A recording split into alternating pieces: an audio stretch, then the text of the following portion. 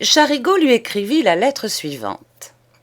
Mon cher vieux, nous sommes désolés. Excuse-nous de te manquer de parole pour lundi, mais nous venons de recevoir précisément pour ce jour-là une invitation à dîner chez les Rothschild.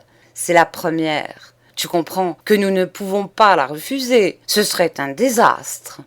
Heureusement, je connais ton cœur. Loin de nous en vouloir, je suis sûre que tu partageras notre joie et notre fierté. Un autre jour, il racontait l'achat qu'il venait de faire d'une villa à Deauville. Je ne sais en vérité pour qui ils nous prenaient, ces gens-là. Ils nous prenaient sans doute pour des journalistes, pour des bohèmes, mais je leur ai fait voir que j'avais un notaire. Peu à peu, il élimina tout ce qui lui restait des amis de sa jeunesse, ces amis dont la seule présence chez lui était un constat et désobligeant rappel au passé, et l'aveu de cette tare, de cette infériorité sociale, la littérature et le travail. Et il s'ingénia aussi à éteindre les flammes qui parfois s'allumaient en son cerveau, à étouffer définitivement dans le respect ce maudit esprit dont il s'effrayait de sentir, à de certains jours, les brusques reviviscences et qu'il croyait mort à jamais. Puis il ne lui suffit plus d'être reçu chez les autres. Il voulut à son tour recevoir les autres chez lui. L'inauguration d'un petit hôtel qu'il venait d'acheter dans Auteuil pouvait être le prétexte d'un dîner. J'arrivais dans la maison au moment où les Charigot avaient résolu qu'ils donneraient enfin ce dîner.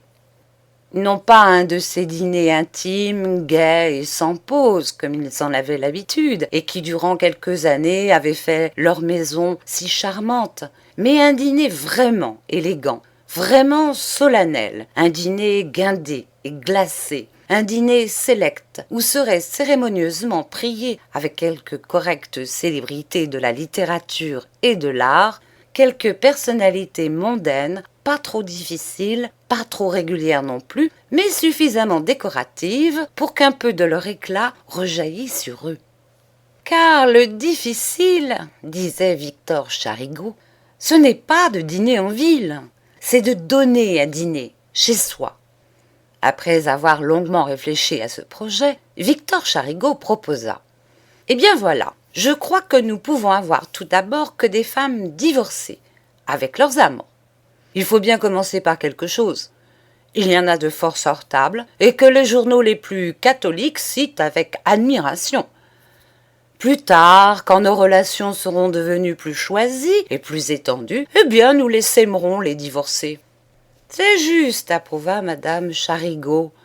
Pour le moment, l'important est d'avoir ce qu'il y a de mieux dans le divorce. Enfin, on a beau dire, le divorce, c'est une situation. Il a au moins ce mérite qu'il supprime l'adultère, ricana Charigot. L'adultère, c'est si vieux jeu. Il n'y a plus que l'ami Bourget pour croire à l'adultère chrétien et au meuble anglais. À quoi madame Charigot répliqua sur un ton d'agacement nerveux. Que tu es assommant avec tes mots d'esprit et tes méchancetés. Tu verras que nous ne pourrons jamais, à cause de cela, nous faire un salon comme il faut.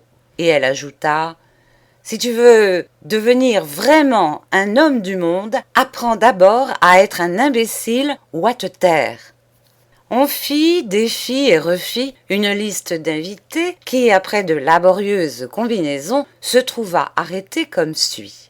La comtesse Fergus, divorcée, et son ami, l'économiste et député Joseph Brigard. La baronne Henri Gogstein, divorcée, et son ami le poète Theo Cramp. La baronne Otto Bunsingen et son ami le vicomte Lahiret, clubman, sportman, joueur et tricheur. Madame de Rambure, divorcée, et son amie madame Tiercelet en instance de divorce. Sir Harry Camberley, musicien symboliste, fervent pédéraste, et son jeune ami Lucien Sartori, beau comme une femme, souple comme un gant de peau de Suède, mince et blond comme un cigare. Les deux académiciens Joseph Dupont de la Brie, numismate obscène, et Isidore Durand de la Marne, mémorialiste galant dans l'intimité et sinologue sévère à l'Institut. le portraitiste Jacques Rigaud, le romancier psychologue Maurice Fernancourt, le chroniqueur mondain Poult Dessois. Les invitations furent lancées et grâce à d'actives entremises acceptées toutes. Seule la comtesse Fergus hésita. « Les Charigot ?» dit-elle. « Est-ce vraiment une maison convenable ? Lui, n'a-t-il pas fait tous les métiers à Montmartre autrefois ? Ne raconte-t-on pas qu'il vendait des photographies obscènes pour lesquelles il avait posé avec des avantages en plâtre ? Et elle, ne courait-il pas de fâcheuses histoires sur son compte ? N'a-t-elle pas eu des aventures assez vulgaires avant son mariage ?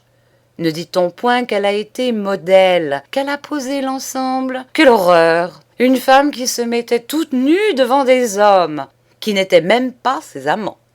Finalement, elle accepta l'invitation quand on lui eut affirmé que madame Charigot n'avait posé que la tête et que Charigot, très vindicatif, serait bien capable de la déshonorer dans un de ses livres et que Kimberly viendrait à ce dîner. Ah, du moment que Kimberly avait promis de venir, Kimberly, un si parfait gentleman, et si délicat et si charmant, tellement charmant. Les Charigot furent mis au courant de ces négociations et de ses scrupules. Loin de s'en formaliser, ils se félicitèrent qu'on eût mené à bien les unes et vaincu les autres. Il ne s'agissait plus maintenant que de se surveiller, et comme disait madame Charigot, de se comporter en véritables gens du monde. Ce dîner si merveilleusement préparé et combiné, si habilement négocié, c'était vraiment leur première manifestation dans le nouvel avatar de leur destinée élégante, de leurs ambitions mondaines. Il fallait donc que ce fût épatant. 8 jours avant, tout était sans dessus-dessous dans la maison. Il fallut en quelque sorte remettre à neuf l'appartement et que rien n'y clochât.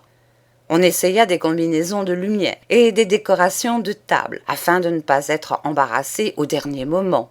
À ce propos, monsieur et madame Charigot se querellèrent comme des portefaix, car ils n'avaient pas les mêmes idées et leur esthétique différait sur tous les points. Elle inclinant à des arrangements sentimentaux, lui voulant que ce fût sévère et artiste.